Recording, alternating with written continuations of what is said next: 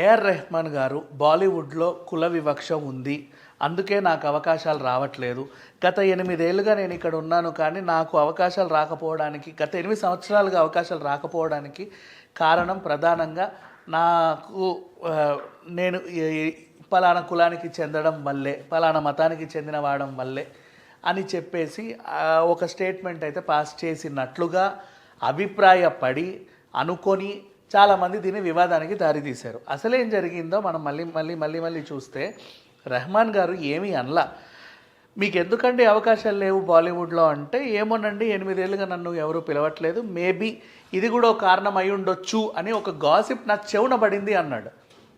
అంటే ఎవరో వచ్చి చెప్పారు ఆయనకి, ఎవరో నాకు చెప్పారు అన్నట్టుగానే డెలివరీ చేశాడు. అంతేకాని ఆ చెప్పిన మాట నిజమని కానీ దాన్ని ఎక్కడా ధృవీకరించలేదు, ఒక స్టేట్మెంట్ కూడా పాస్ చేయలేదు. బట్ ఆయన అన్న మాటల్ని వక్రీకరిస్తా, తప్పుగా అర్థం చేసుకొని దాని మీద డిబేట్లు నడుస్తున్నాయి. వివక్ష అంట, అదంట, ఇదంట. అవునవును నిజమే.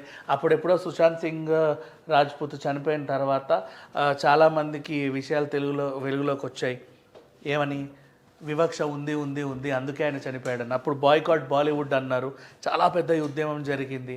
అప్పటి నుంచి ఇప్పటివరకు హిందీలో ఎలాంటి సినిమాలు ఎక్కువగా రిలీజ్ అవ్వలేదు. మహా డైరెక్టర్స్ అందరూ కూడా ఓటీటీలో వెబ్ సిరీస్లు నిర్మించుకుంటున్నారు, డైరెక్ట్ చేసుకుంటున్నారు. But what happen to Bollywood అనే ఒక క్వశ్చన్ మార్క్ కూడా రన్ అయింది. అదే టైంలో మన సౌత్ ఇండియన్ సినిమాలు కూడా నేషనల్ వైజ్గా పాన్ ఇండియా సినిమాల్లాగా ఎదిగి కోట్లు వసూలు చేయడం కూడా స్టార్ట్ అయింది. మరి ఏమైంది? బాలీవుడ్కి పెద్ద హీరోలు ఇంకా మళ్ళీ సినిమాలు చేయరా అంటే చేస్తున్నారు. అడప వాళ్ళే కనబడుతున్నారు. కొత్త వాళ్ళు రావట్లేదు, హైవీ బడ్జెట్ సినిమాలు నిర్మించట్లేదు, హీరోయిన్స్ పెద్దగా కనబడట్లేదు. ఒకప్పుడు బాలీవుడ్ అంటే ముంబైకి వలస వెళ్ళే వాళ్ళు ప్రతిరోజు కొన్ని వేల మంది వలస వచ్చి కేవలం మోడలింగ్ రంగం చుట్టూ హీరోని అవ్వాలని ఆ స్టూడియోలో చుట్టూ అక్కడ ఇక్కడ తిరిగేవాళ్ళు. బట్ ఇప్పుడు ఏంటంటే ఉన్న వాళ్ళకే అవకాశాలు లేవు, ఇంకా కొత్త వాళ్ళకి ఏమి ఇస్తామన్న పరిస్థితికి దిగజారింది.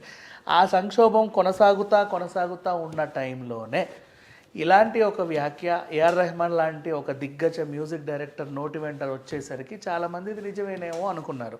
బట్ ఇక్కడ ఏం జరిగింది? అతను విన్న మాట ఒకటి డెలివర్ చేయడమే తప్పే అసలు వేరే విషయం ఏం లేదు. అక్కడ మైనారిటీ ఇట్లాంటివన్నీ ఎవరు చూడట్లేదు. ఇండస్ట్రీలో అంటే టాలెంట్కి మాత్రమే గుర్తింపు ఉంటుంది, టాలెంట్ ఉంటేనే ముందుకెళ్తారు. వై? బికాజ్ ప్రేక్షకుడికి కావాల్సింది కూడా కొత్తదనమే. ప్రేక్షకుడికి పలానా కులమోడు సినిమా తీస్తేనే మేము చూస్తాం, పలానా మతపోడు వచ్చి సినిమా తీస్తేనే మేము చూస్తాం, పలానా కులపోడు పాటలు రాస్తేనే మేము వింటాం, పలానా మతమోడు వచ్చి సింగింగ్ చేస్తేనే మేము వింటాం. ఎవరు ఏమీ అనట్లా. పలానా కులపోలు డబ్బులు పెడితేనే ఆ నిర్మాత సినిమాని మేము చూస్తామని కూడా ఎవరు అనట్లా. వాళ్ళందరికీ కావాల్సింది వైవిధ్యం, కొత్తదనం. అండ్ ఏ సినిమా రిలీజ్ అయినా ఏంటి కథ ఏంటి అని అడుగుతారే తప్ప ఏ కులపోడు తీశాడు, ఏ మతపోడు తీశాడు అని కూడా ఎవరు అడగరు. అవకాశాలు కూడా అలా రావు నాకు తెలిసినంతవరకు అయితే మాత్రం. రీసెంట్ డేస్లో అదేదో విన్నాం, సంక్రాంతి పండగ కమ్మ వాళ్ళదే, ఇది కమ్మవారి పండుగ అని ఆవిడెవరో చెప్పి పండగలను కూడా కులాలకి మతాలకి అంటగట్టినట్టుగా. బట్ నిజంగా బయట అయితే అలా జరగదు. మరి ఈయనకి చెప్పిన వాళ్ళు ఏ ఉద్దేశంతో చెప్పారో, వాళ్ళకి సోర్స్ ఎక్కడి నుంచి వచ్చిందో మనకు తెలియదు. బట్ ఏ విధమైన ఆలోచనలు ఇలాంటివి పెట్టుకొని అనవసరంగా బాలీవుడ్ని నిందించడం మాత్రం తప్పు. వై? బికాజ్ ఈవెన్ ఆయనే మళ్ళీ దిగొచ్చి మీరు నా మాటల్ని వక్రీకరించారు, వంకర బుద్ధితో ఆలోచిస్తున్నారు, వంకరగా మాట్లాడుతున్నారు, ఇలా చేయకండి అని చెప్పుకోవాల్సిన పరిస్థితికి తీసుకొచ్చారు. ఏమీ జరగల. మహామహులందరూ మాట్లాడుతున్నారు, ఏమైంది, ఇంతకుముందు నీకు హిట్లు రాలేదా, ఇంతకుముందు అది రాలేదా, ఇది రాలేదా. ఏదొచ్చినా ఏం రాకుండా కాలం మారుతుంది, బడ్జెట్ పరిమితులు తగ్గించుకుంటున్నారు చాలామంది. ఇప్పుడు ఏ సినిమా తీసినా ఏఆర్ రెహమాన్ని పెట్టుకోవాలి అంటే ఆయనకు ఉండాల్సిన బడ్జెట్ ఆయనకు ఉంటుంది. ఎందుకంటే ఆయన ఆ లెవెల్ సింగర్స్నే తీసుకొస్తాడు, ఆ లెవెల్ టెక్నీషియన్స్నే పెట్టుకుంటాడు, అన్ని కోట్లు ఇవ్వాలి. అది ఆ బడ్జెట్ భరించలేక కొంతమంది అప్రోచ్ అవ్వకపోవచ్చు. నెక్స్ట్ ఇతను మనలో కూడా కొన్ని క్వాలిటీస్ ఉంటాయి. ఒప్పుకున్న తర్వాత వీలైనంత తొందరగా డెలివరీ చేయలేకపోవడం, ల్యాగ్ చేయడం, దానికి కూడా డబ్బులు ఎక్కువ అడగడం, అనుకున్న టైంకి ఇవ్వలేకపోవడం, అండ్ గాల్లో ఎక్కడో ఉండి బడ్జెట్ దిగి రాకపోవడం.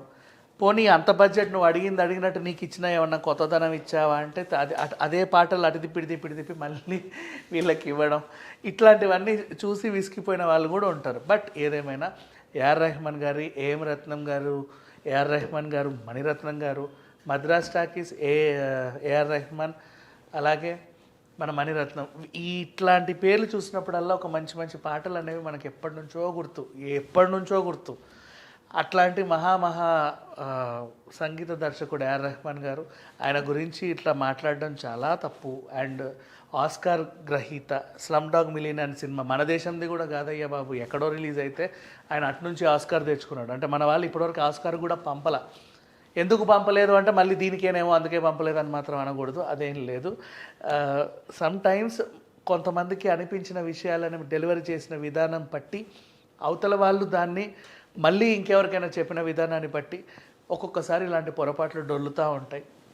అంతెందుకు అప్పట్లో బాలయ్య గారు కూడా నేను అక్కినేని తొక్కినేని అని మేము మాట్లాడుకునే వాళ్ళం అని చెప్పాడు అంతే. కానీ ఈయన ఇలాగే మాట్లాడతాడు, ఆయన మాట్లాడిన తప్పు సారీ చెప్పించు అది చేసి ఇది చేసి అని చాలా రచ్చ చేశారు. సరే ఇప్పుడు మాత్రం ఇంతటితో ఏఆర్ రెహమాన్ గారి ఇష్యూని ఆపేస్తే బెటర్. వై? బికాజ్ ఇది ఎక్కడికి వెళ్తుంటే రాను మళ్ళీ అదేంటిది హిందూ ముస్లిం గొడవలు పెట్టి తర్వాత మత కల్లోహాలు రేపి ఒకడినొకడు చంపుకొని కొట్టుకు చచ్చే రేంజ్కి వెళ్ళొద్ది.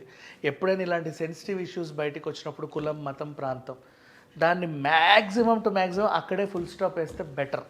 కంటిన్యూ చేశారా వివాదం పెద్దదవుతుందే కానీ తగ్గదు, చర్చలు పెద్దగా అవుతాయి కానీ తగ్గదు. అది ఇంకా ఇంకా ఇంకా క్రైమ్కి కూడా, రకరకాల క్రైమ్కి కూడా దారి తీస్తూ ఉంటాయి. సో అంతటితో ఆపడం better. Thank you so much.